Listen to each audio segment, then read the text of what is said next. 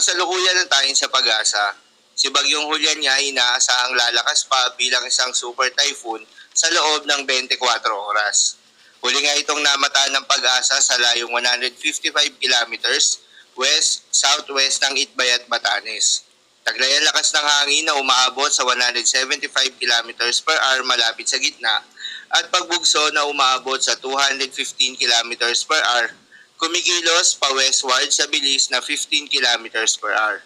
Sa ngayon nga ay may nakataas pa rin na tropical cyclone wind signal number 3 sa may Batanes, habang tropical cyclone wind signal number 2 naman sa may Babuyan Islands, Ilocos Norte, northern portion of Apayao, northwestern portion of mainland Cagayan. Habang tropical cyclone wind signal number 1 naman sa Ilocos Sur, La Union, Pangasinan, nalalabing bahagi ng Apayao, Kalinga, Abra, Mountain Province, Ifugao, Benguet, nalalabing bahagi ng mainland Cagayan, Isabela, Quirino, Nueva Vizcaya, northern portion of Aurora at northern portion of Nueva Ecija. Dahil pa rin sa epekto nitong si Bagyong Julian, asahan na magdadala pa rin ito ng malalakas na hangin ngayong araw sa may Ilocos Region, Cordillera Administrative Region, northern and eastern portion of mainland Cagayan, eastern portion of Isabela, Aurora, Zambales, Bataan, Metro Manila, Calabarzon, Romblon at Camarines Norte.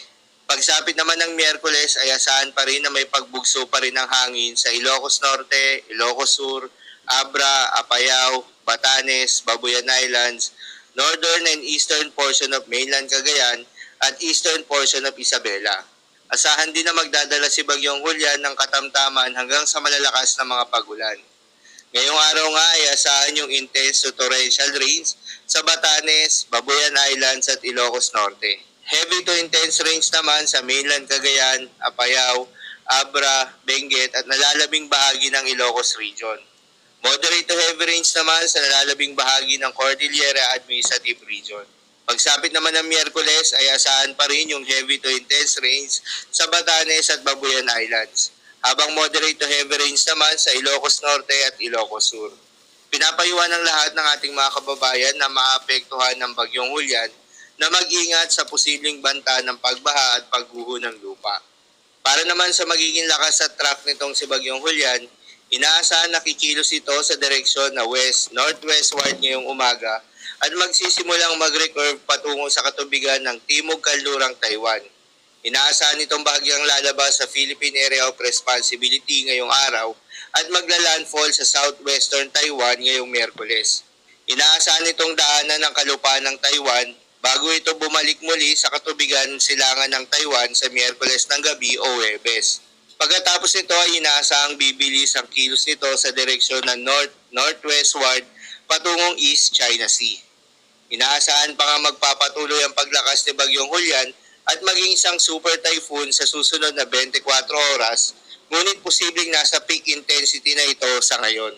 Inaasahan naman na lalabas muli ng Philippine Area of Responsibility itong si Bagyong Julian ngayong Huwebes ng umaga o hapon. Paalala lamang po na ang mga nasabing forecast ay posible pa pong magbago.